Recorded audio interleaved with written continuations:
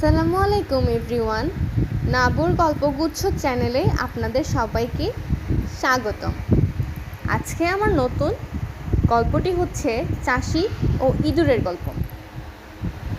এক চাষি ভবিষ্যতের জন্য কিছু ধান জমা করে রেখেছিল। তার ঘরের পাশে একটি ইঁদুর বাস করত। সে দেয়াল ছিদ্র করে ধান সরাতে শুরু করলো। কিছুদিনের মধ্যেই অনেক ধান নিয়ে চলে গেল। যখন আশেপাশের ইঁদুরগুলো দেখলো যে অমুক ইঁদুরের অবস্থা খুব ভালো হয়ে গেছে, তখন তার কাছে সব ইঁদুর জমা হতে লাগলো। দিনরাত অনেক তোষামোদ করে রং বেরঙের কথা বলে তার মেজাজ বিগড়ে দিল।